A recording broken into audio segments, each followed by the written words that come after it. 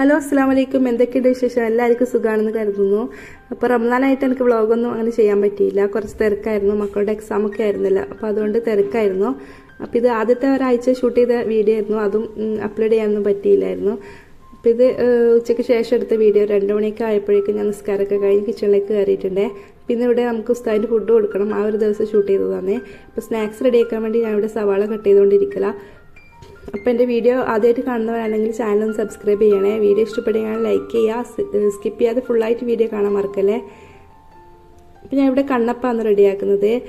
അപ്പോൾ അതിന് വേണ്ടിയിട്ട് സവാള കട്ട് ചെയ്തെടുത്തിട്ടുണ്ട്. പിന്നെ ചെമ്മീൻ്റെ ഫില്ലിംഗ് ആട്ടോ ഇതിന് കൊടുക്കുന്നത്. അതിന് വേണ്ടിയിട്ട് ഞാൻ പാനിലേക്ക് കുറച്ച് വെളിച്ചെണ്ണ ഒഴിച്ചു കൊടുത്തു.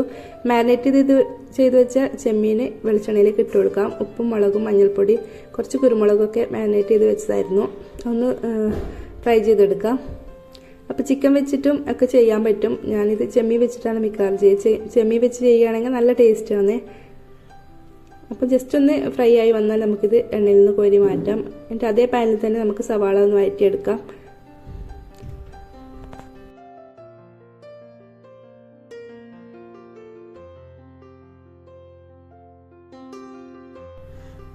ജസ്റ്റ് ഒന്ന് വഴണ്ട് വന്നാൽ നമുക്കിതിലേക്ക് ആവശ്യത്തിന് പച്ചമുളകും ഇഞ്ചി വെളുത്തുള്ളി പേസ്റ്റും ഒക്കെ ചേർത്ത് കൊടുക്കാം.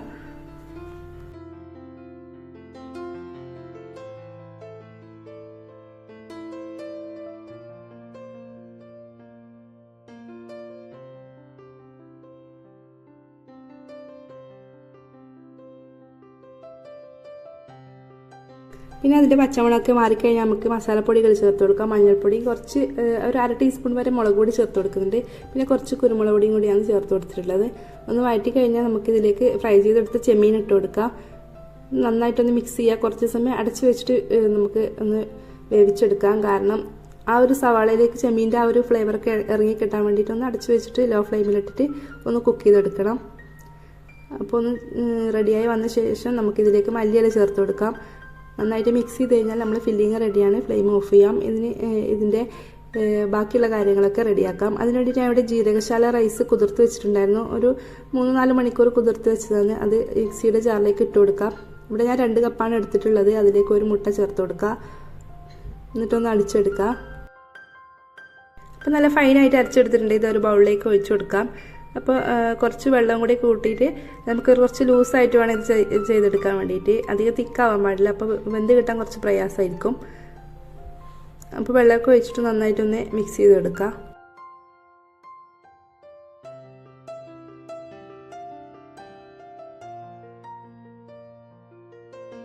ഇനി ഇതിലേക്ക് കുറച്ച് കാര്യങ്ങൾ കൂടി ചേർത്ത് കൊടുക്കാണ്ട് കുറച്ച് തേങ്ങ ചിരകിയത്. അപ്പോൾ ചിരകുന്നതിന് പകരം ഞാനിത് ചെറിയ ജാറിലിട്ടിട്ട് അടിച്ചെടുക്കുകയാണ് ചെയ്യുന്നത്. അപ്പോൾ അതിലേക്കൊരു ചെറിയ കഷ്ണം ഉള്ളി പിന്നെ പെരുംജീരകം കൂടി ഇട്ടിട്ട് നന്നായിട്ടൊന്ന് ക്രഷ് ചെയ്തെടുക്കുക. പിന്നെ ആവശ്യത്തിന് ഉപ്പും കൂടി ചേർത്ത് കൊടുക്കുക. നമ്മൾ അടിച്ചെടുത്ത തേങ്ങ മിക്സ് ഇതിലേക്ക് ചേർത്ത് കൊടുക്കുക. നന്നായിട്ട് മിക്സ് ചെയ്തെടുത്ത ശേഷം നമുക്കിനി സ്നാക്സ് റെഡിയാക്കാം. അതിനിടയിൽ ഞാനിവിടെ ബീഫ് കറി റെഡിയാക്കുന്നുണ്ട്. കക്കറോട്ടി ഉണ്ടാക്കണം, അതിന് വേണ്ടിയിട്ട് ബീഫ് കറി ഞാൻ റെഡിയാക്കുന്നുണ്ട്. അപ്പോൾ ഇഡ്ഡലി തട്ട് വെച്ച ശേഷം നമുക്ക് ഇതേപോലെ ഒഴിച്ചു കൊടുക്കാം. നമ്മൾ റെഡിയാക്കിയെടുത്ത ഫില്ലിങ്ങും കുറേശ്ശെ ഇങ്ങനെ ഇട്ട് കൊടുത്തിട്ട് സ്റ്റീം ചെയ്തെടുക്കാം. അപ്പോൾ ജസ്റ്റ് ഒന്ന് ഓയിൽ വെളിച്ചെണ്ണ ഇങ്ങനെ തടവി കഴിഞ്ഞാൽ പെട്ടെന്ന് നമുക്ക് ഡീമോൾഡ് ചെയ്തെടുക്കാൻ പറ്റും. അപ്പോൾ ആദ്യത്തേൽ ഞാൻ അങ്ങനെ തടവാൻ വിട്ടുപോയിട്ടുണ്ടായിരുന്നേ. അപ്പം അങ്ങനെ അത് അവിടെ നിന്ന് റെഡിയാവുന്നുണ്ട്. അപ്പോൾ അതിനിടയിൽ ഞാൻ ബീഫ് കറിയും കൂടി റെഡിയാക്കുന്നുണ്ട്. അപ്പോൾ എല്ലാം കൂടി ഒന്നിച്ച് ഷൂട്ട് ചെയ്തിട്ടില്ല. കാരണം നമ്മൾ ബാങ്ക് കൊടുക്കുന്ന സമയത്ത് എല്ലാം റെഡി ആവണ്ടേ, അതുകൊണ്ട് തന്നെ എല്ലാം ഷൂട്ട് ചെയ്തിട്ടില്ല. ഷൂട്ട് ചെയ്യുന്ന സമയത്ത് നമ്മൾ എടുക്കുന്ന പണി കുറച്ചും കൂടി ടൈം എടുക്കും പണി തീർന്ന് കിട്ടാൻ വേണ്ടിയിട്ട്. അതുകൊണ്ട് തന്നെ എല്ലാം ഷൂട്ട് ചെയ്തിട്ടില്ല.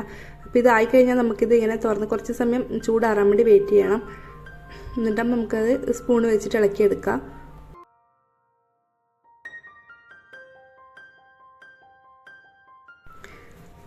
അപ്പം ഇപ്പുറത്ത് ഞാനത് ആ ബീഫ് കറി റെഡിയാക്കുന്നുണ്ട്. പിന്നെ കുറച്ച് കഞ്ഞിയും കൂടി ഉണ്ടാക്കുന്നുണ്ട്.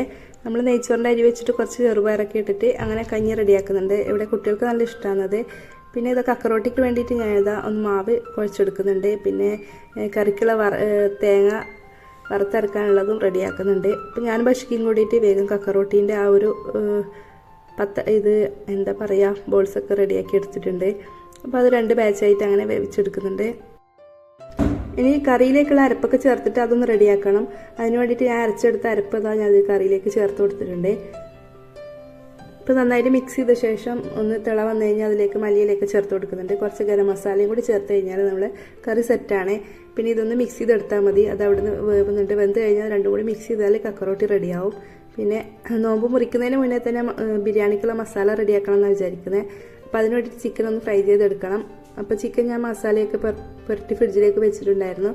അതൊന്ന് വേഗം ഫ്രൈ ചെയ്തെടുക്കട്ടെ.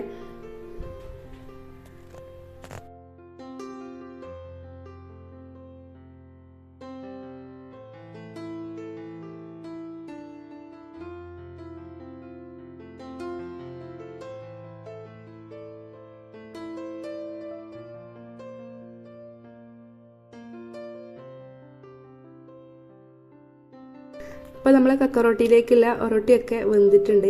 അതൊന്ന് ഞാൻ കോരി മാറ്റുന്നുണ്ട്.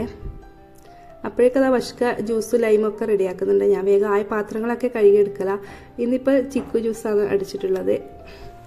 പിന്നെ ഇവിടെ ലൈം എന്തായാലും നിർബന്ധമാണ്. ലൈമും റെഡിയാക്കിയിട്ടുണ്ട്. ഇപ്പോൾ നമ്മൾ ഉണ്ടാക്കിയിട്ടുള്ള കണ്ണപ്പും പിന്നെ ചിക്കൻ റോളൊക്കെയാണ്. അതൊക്കെ ടേബിളിലേക്ക് എടുത്ത് വെച്ചിട്ടുണ്ട്. അങ്ങനെ അതാ നോമ്പ് മുറിക്കാൻ വേണ്ടി എല്ലാവരും ഇരുന്നിട്ടുണ്ടേ. പിന്നെ നോമ്പ് മുറിയൊക്കെ കഴിഞ്ഞ ശേഷം നിസ്കാരം ഒക്കെ കഴിഞ്ഞ ശേഷം കേട്ടോ ഞാൻ മസാല റെഡിയാക്കിയത്. മസാല റെഡി ആയിട്ടുണ്ട്. പിന്നെ കക്കറോട്ടി ഒന്ന് മിക്സ് ചെയ്തെടുക്കുന്നുണ്ട്. അപ്പോൾ ഇത്രയൊക്കെയാണ് ഇന്നത്തെ വീഡിയോയിലെ വിശേഷങ്ങൾ. നിങ്ങൾക്ക് വീഡിയോ ഇഷ്ടപ്പെട്ടിട്ടുണ്ടാവുമെന്ന് വിചാരിക്കുന്നു. ഇഷ്ടപ്പെടുകയാണെങ്കിൽ എന്തായാലും ലൈക്ക് ചെയ്യാൻ മറക്കല്ലേ. കമൻറ്റും കൂടി എന്തായാലും ചെയ്തേക്കണേ. അതിൽ സബ്സ്ക്രൈബ് ചെയ്യാതെ ആരെങ്കിലും കണ്ടിട്ടുണ്ടെങ്കിൽ സബ്സ്ക്രൈബ് ചെയ്ത് സപ്പോർട്ട് ചെയ്യുക. അടുത്ത നല്ല അടിപൊളി വീഡിയോ ആയിട്ട് ഞാൻ വരാം. താങ്ക്